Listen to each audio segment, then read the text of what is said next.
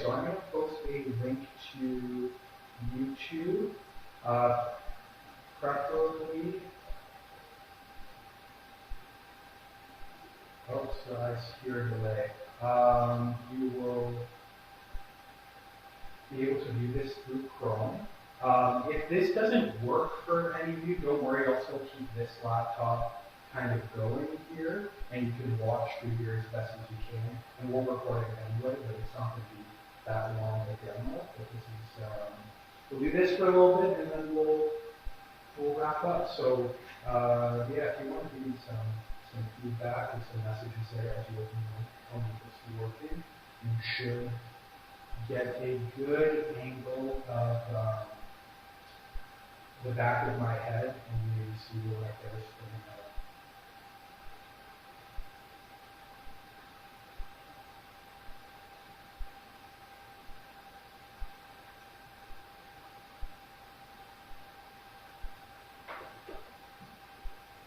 All right.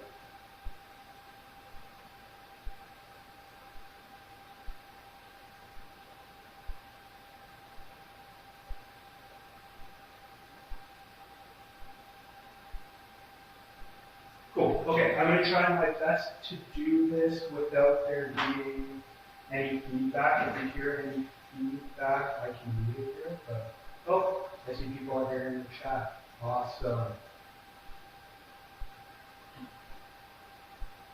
All right, you can see. Awesome. You can see my awkwardness in full 360 board. Okay, let me just close the door and then we'll get going. We'll get started on this.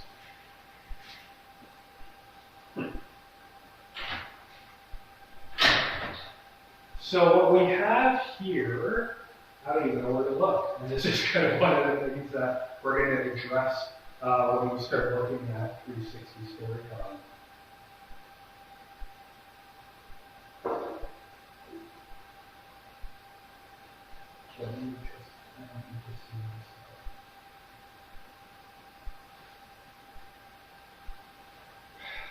Okay, awesome. So what we're doing right now is I'm live streaming to YouTube Live. Sorry, I can't look at the post. Let me just eliminate that. Perfect. We are streaming to YouTube Live using our Insta360 Pro 2 3D VR camera. We're not doing it in 3D.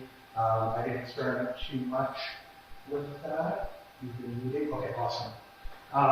Yeah, so this is our camera streaming. So one thing you'll notice is the camera has multiple lenses, 6 to be exact, and it's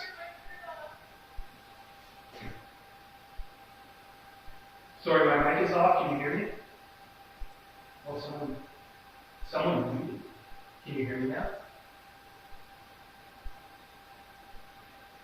Can you hear me on the 360 stream as well? Hello. So as I walk around, you should be able to hear in the 360 stream, and the perspective should change.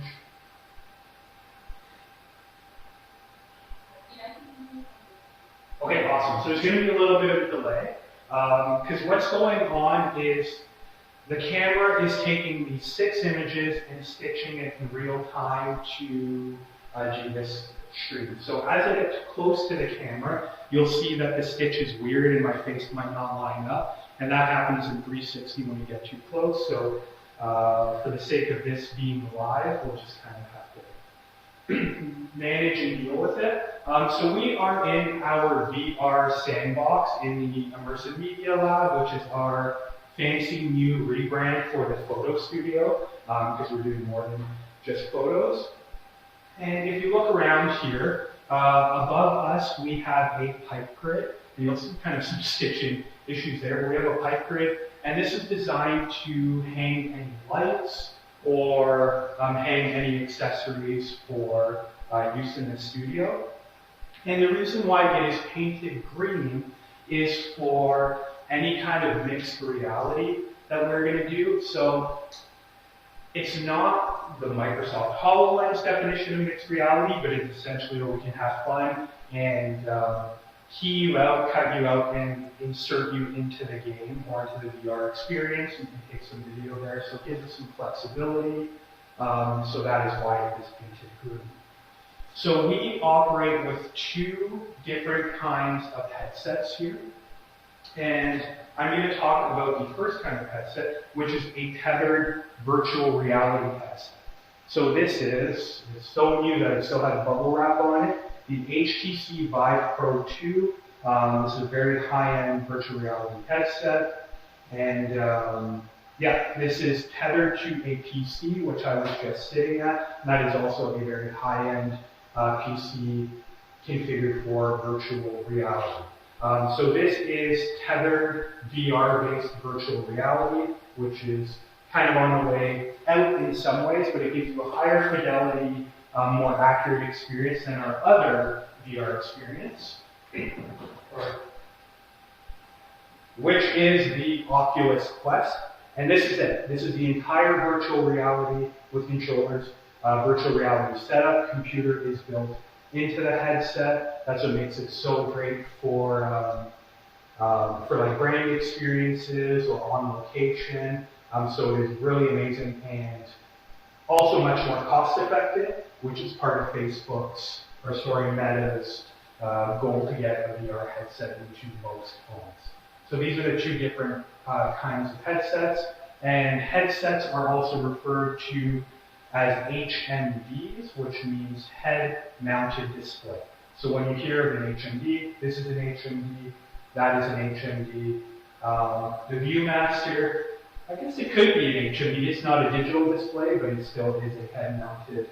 Is it head-mounted? Anyway, I'll have to look at that one for you, but these are the two different headsets we have. I have no idea where to look in terms of the camera, and this is part of the fun of it. So when we look at the HTC Vive, it has a different kind of tracking than the Oculus, which is built in.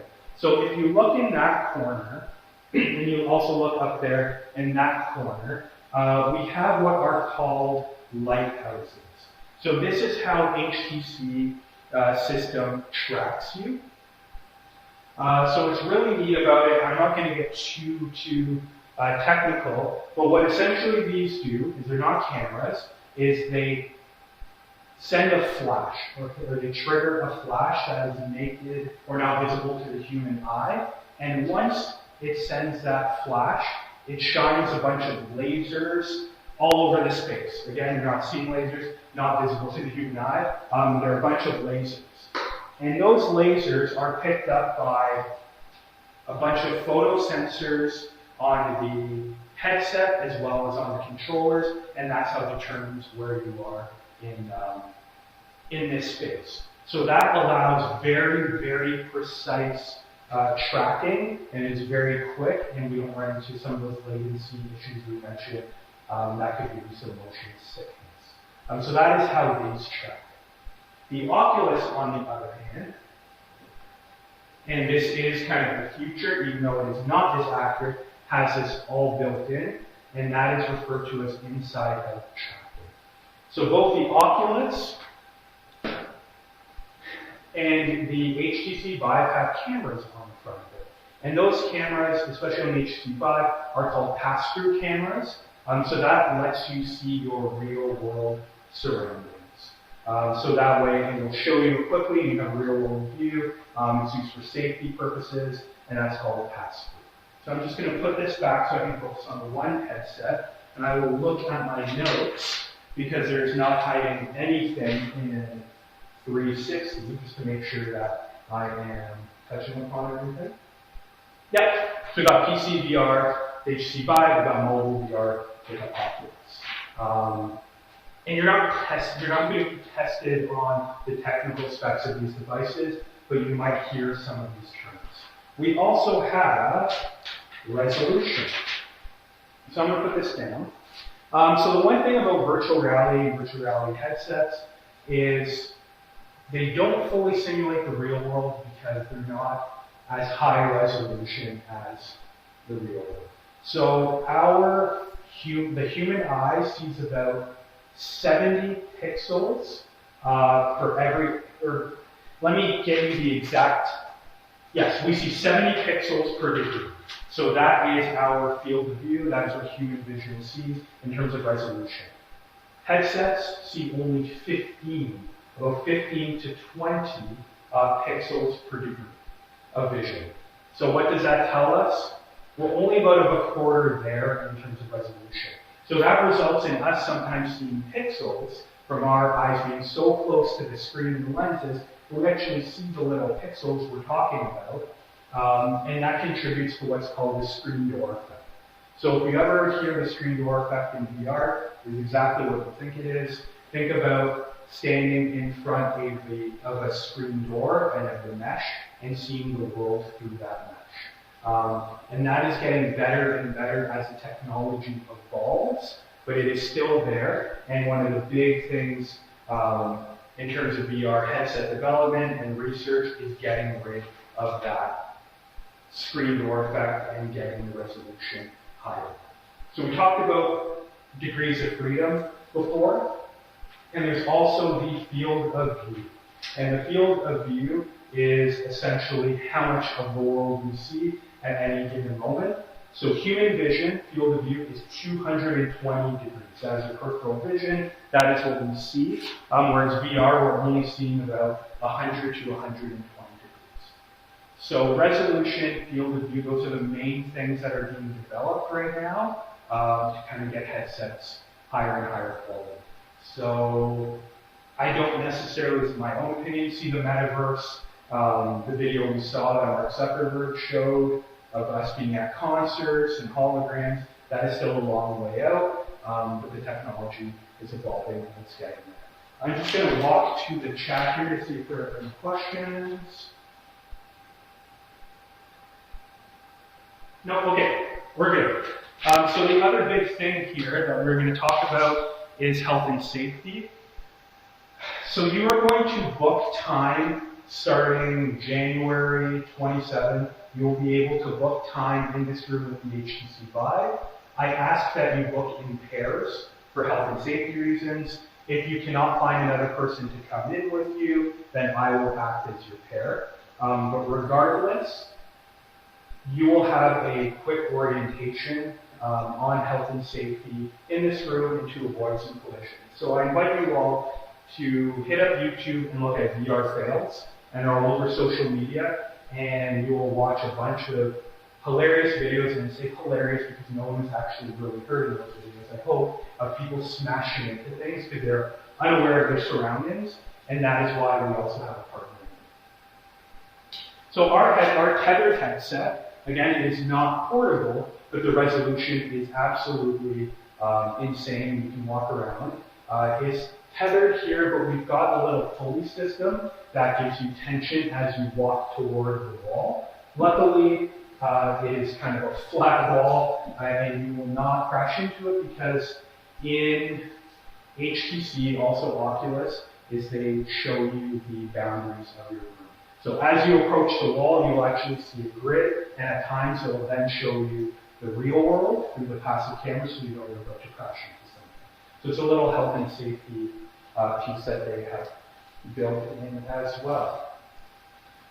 Now, in terms of doing VR, I will kind of go through the list, and you'll be required to read the health and safety guide that we have when you are in here, and I'm not going to go too much into this right now, but the biggest thing is do not do VR if you are tired, if you are hungover, if you have a cold and flu, you shouldn't be here anyway with a symptom checker. If you are under the effects of drugs or alcohol, you do not want to be doing VR.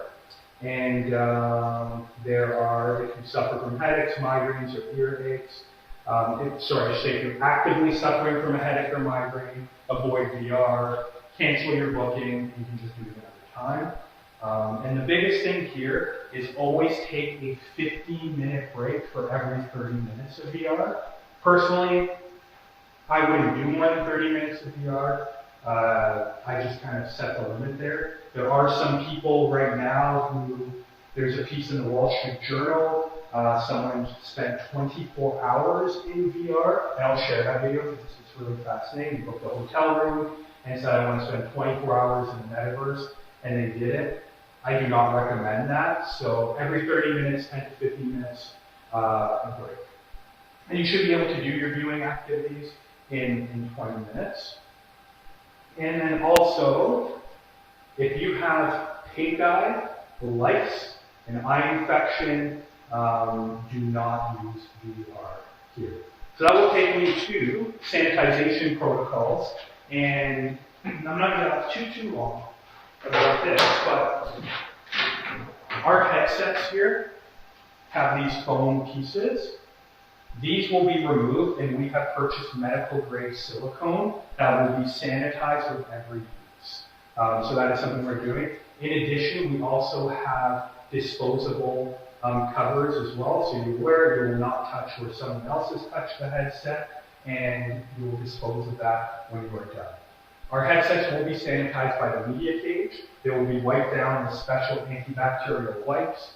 Please do not do this yourself with Lysol wipes or anything like that. And if you feel comfortable and for peace of mind you also want to sanitize it yourself, we will give you the wipes to wipe it down. But never, ever, ever wipe down the lenses. And your eyes never actually touch the lenses. So do not wipe down the lenses. It will damage the lenses, as well as you're not going to bring any of this VR stuff outside because that will also cause damage. So we spend quite a bit of time sourcing like disposable components and all the sanitization stuff to make sure this is as safe as possible. And yeah, we also have a health and safety guide that we will be posting. If someone does not feel comfortable with any of this, given that we are in a pandemic, please shoot me an email and we'll try to find an alternative for you to do some of the activities and experiences. Let me just check my notes here to see if there's anything else I want to cover here. But again, there's only so much we can do here during a remote class, but I will make it up to you when we're back on campus, and you'll have plenty of opportunity to spend time in here. And again, starting the 27th, so after that class, or during that class, you'll be able to book this room, book headsets, as well as book any VR gear from the media cage, but you'll want to probably learn how to use it first.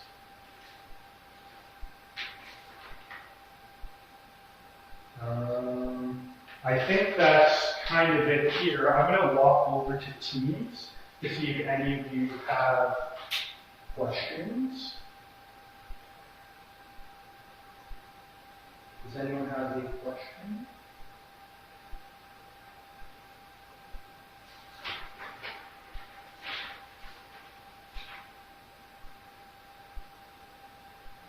Okay, awesome. I'm going to end the stream and then just come back to Teams. And we'll sort of wrap up there. Okay.